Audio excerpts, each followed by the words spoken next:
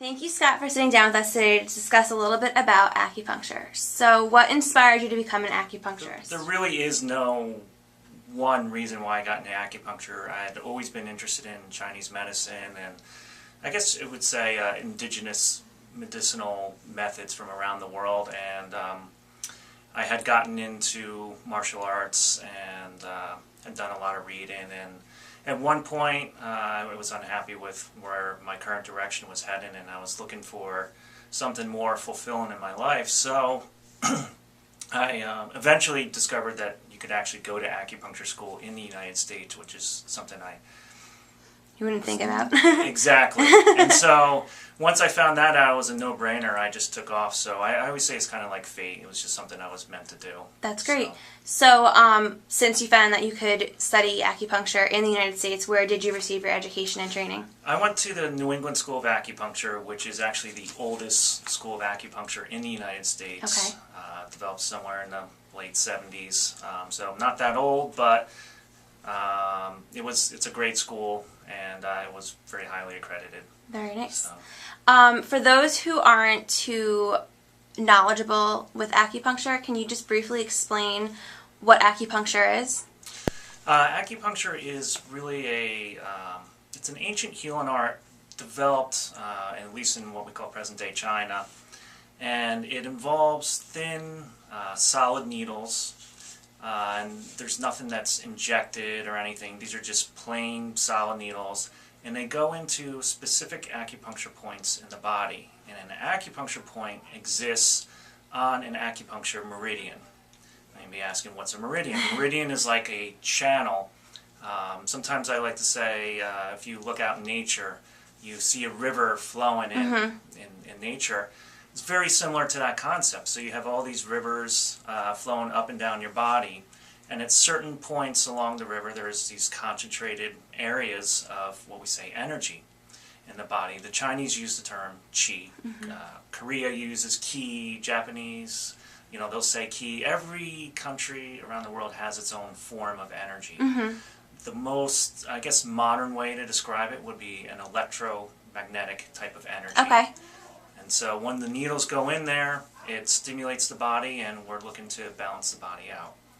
It's very explanatory because I get that question a lot, and it's very hard to explain.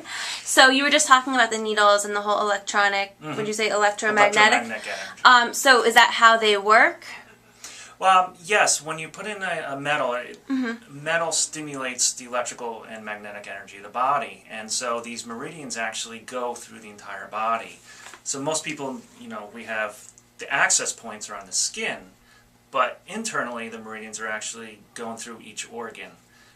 They affect the muscle, they affect the nervous system, the endocrine system, so every system in your body is literally affected by the needle insertion. Okay. The number one question that we get here when people are recommended to do acupuncture is, do the needles hurt? No. They don't. We try and explain Very that. little, though. What I typically tell people is probably about 50 to 60% of people feel nothing with acupuncture. Then you have a small percentage that feels the insertion and maybe something a little bit afterwards, and then you have a very small sliver of the population that are more sensitive. Right.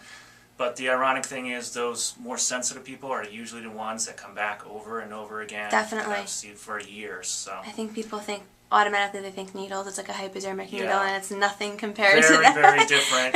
And these needles are only going just below the skin surface. It all depends on the acupuncture style out there. Right. But I use more of a superficial needle insertion, so it's pretty painless. Okay. I always get the question, what does acupuncture treat? And I basically say it can literally treat anything. So what's some of the common things that you see acupuncture treating? Well, being in a physical rehab type of setting, most things I see are pain. But any type of pain from like sciatica to neck pain, headaches, migraines.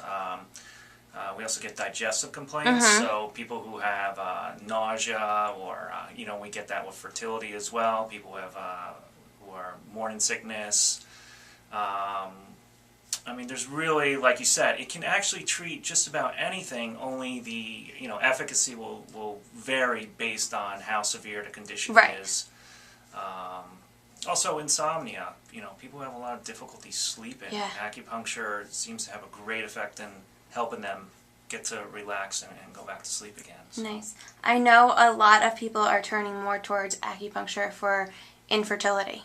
Do you see a lot of that? What are your feelings on that? I've definitely seen an increase in patients looking for fertility issues. I mean, acupuncture, I actually have worked with an infertility clinic. Okay.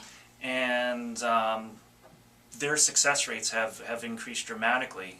Some say as much as 50% in the increase in pregnancies.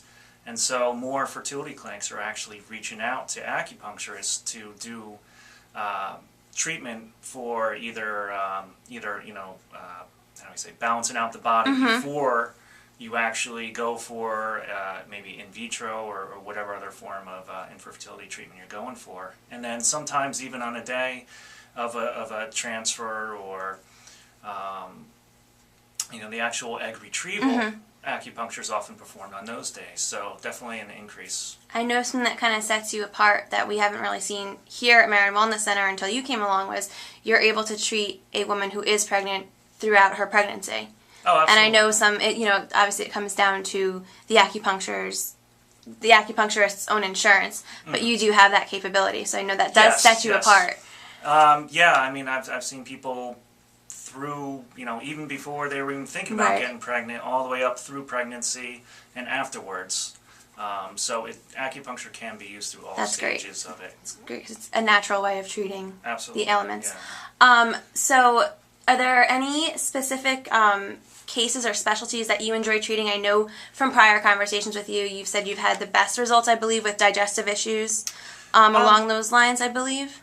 Mostly, I enjoy treating people who are interested in actually learning more about the deeper aspects of acupuncture, which goes into a form of really self-healing. A lot of people I do see are high-stress people. Who isn't and today? I know, it's crazy.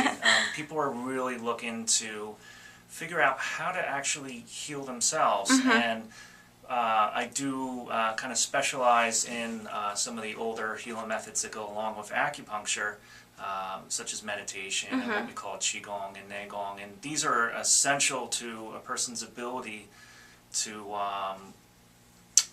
not be dependent on anybody else. Right. So people who take an interest in that, I really enjoy working with. So that's awesome. Usually, a lot of just people who are open and stuff like that. Very nice.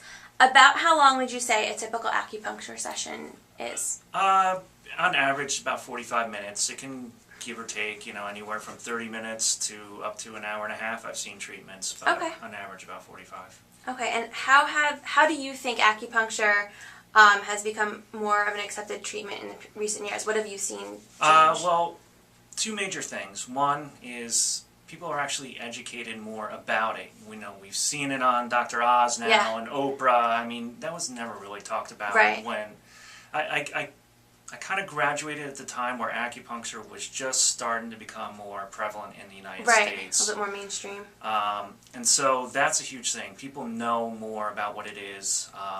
People are actually referring other people to acupuncture now. And then the other major thing is most major insurances are starting to cover acupuncture. I mean, as we know at this center, the majority of people do have acupuncture coverage, and that certainly helps make it more mainstream. And so that's important. Working in this type of setting, with there being it being a multidisciplinary facility, besides acupuncture, offering the chiropractic, physical therapy, the decompression, K-laser, and massage, how do you feel it corresponds with your treatments? Do you refer out when you see somebody? I find that acupuncture, while it's great standalone, there are a lot of cases where somebody maybe has a structural issue that's deep in the bone level. So sometimes I might say, okay, you need an adjustment for them through chiropractic or physical therapy. Sometimes people are weak and they have pain because their muscles are weak and they need strengthening. So when you have, physical therapy and chiropractic and decompression, you have all these modalities together, it just it gives the person a chance to heal on many different levels, you know, and in many different ways. So it's really important. Okay. I feel. Nice. And then lastly, do you have any advice for those who are thinking about trying acupuncture for the first time? I would say two major things. One, if you're going to go seek an acupuncturist, you want to make sure that they are fully licensed, which means I always recommend somebody who's gone to school for 2, 3, up to 4 years for acupuncture, because there are many acupuncturists out there that only have maybe 200 hours of training, usually not more on the medical side. And in terms of acupuncture, acupuncture is a complicated art, and you want somebody that spent a lot of time, you know, and is devoted to training. That's my, that would be my preference. Well, yeah, that would make sense. And the other thing is, it's really important just to relax. I mean, your main job when you go to acupuncture is to go into a place where you can actually begin to heal again. And a lot of that means you relax, you know, don't worry about everything. When you lie on a table, it's, you know, it's almost like taking a nap. Right. And that's what happens. A lot of people do actually fall asleep. So once you get over the initial anxiety, you'll feel, you know, a whole lot better. And usually it takes about, most people, 2 to 3 treatments before they actually start relaxing. So it's nothing to worry about. You know, just have fun with it, you know. And that's important for life in general as well. So. Thank you. Okay, thank you.